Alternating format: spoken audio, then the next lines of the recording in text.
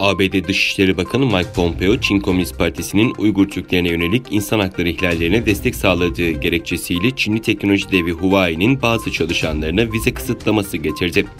ABD Dışişleri Bakanı Mike Pompeo yaptığı yazılı açıklamada Çin Komünist Partisi'nin insan hakları ihlallerinin dünyada ilk sıralarda yer aldığını belirtti. Göçmenlik ve Milliyet Kanunu çerçevesinde Dışişleri Bakanlığı'nın ABD'nin dış politikasına zarar vereceğine inandığı kişileri ülkeye kabul etmeme hakkı olduğunu anımsatan Pompeo, bugün Dışişleri Bakanlığı küresel çapta insan hakları ihlallerinde bulunan rejimlere materyal sağlayan Çinli teknoloji firmalarının bazı çalışanlarına vize kısıtlaması getiriyor ifadesini kullandı. Söz konusu şirketler arasında teknoloji devi Huawei'nin de bulunduğuna işaret eden Pompeo, Huawei'yi siyasi muhalifleri sansürleyen ve Sincan'daki kamplarda büyük çaplı gözaltılar yapan Çin Komünist Partisi'nin bir kolu olarak nitelendirdi.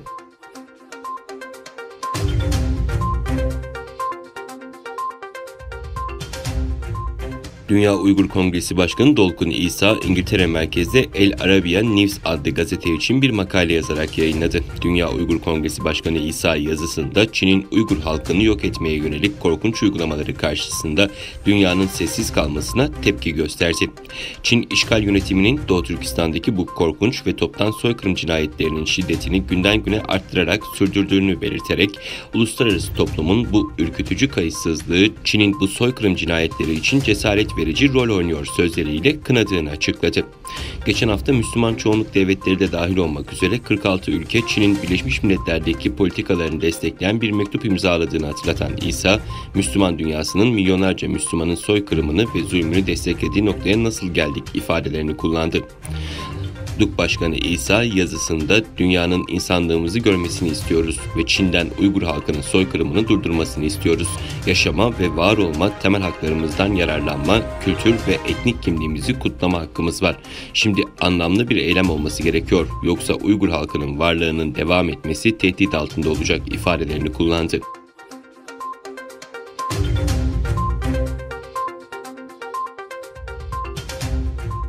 İngiltere hükümetinin Salı günü Huawei'yi 2027 yılına kadar 5G altyapısından çıkaracağını açıklamasına tepkiler geliyor. Kültür Bakanı Oliver Dowd'ın Avam kamerasına yaptığı açıklamada yeni yıl itibariyle Çin'in telekom devi Huawei'den 5G altyapısına dair yeni bir alım yapılmayacağını, şimdiye kadar alınan ekipmanın ise 2027'ye kadar geri gönderileceğini söyledi.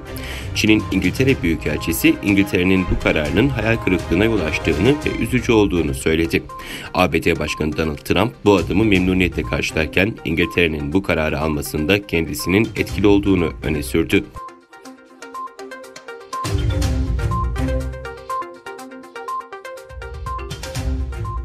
Çin geçen ay 20 Hint askerinin ölmesine yol açan çatışmanın yaşandığı sınırdaki duruma ilişkin Hindistan'da yapılan son görüşmelerde ilerleme kaydedildiğini bildirdi.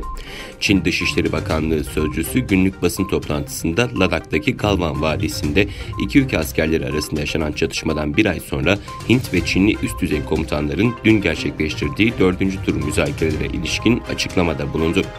Sözcü, iki taraf sınırın batı kesimindeki cephe hattı birliklerinin çekilmesini ilerletme ve cephe hattındaki askerlerin karşı karşıya gelmemesini sağlama konusunda olumlu ilerleme kaydetti dedi.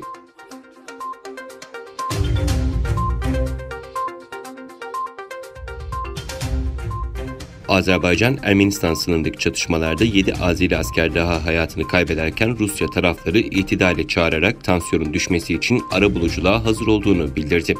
Ermenistan-Azerbaycan sınırındaki çatışmaya ilişkin derin bir endişe duyuyoruz diyen Kremlin sözcüsü Dmitri Peskov, Moskova'nın iki tarafı da itidale davet ettiğini söyledi. Sözcü Minsk grubunun eş başkanı olan Rusya'nın arabuluculuk konusunda çaba göstermeye hazır olduğunu söyledi. Bu grup 1992 yılında Azerbaycan ve Ermenistan arasındaki Dağlık Karabağ sorununa yönelik barışçıl bir çözümü teşvik etmek için Avrupa Güvenlik ve İşbirliği Teşkilatı tarafından kurulmuştu. Azerbaycan-Ermenistan sınırında pazar günü başlayan çatışmalarda hayatını kaybeden Azeri askerlerin sayısı 11'e yükseldi.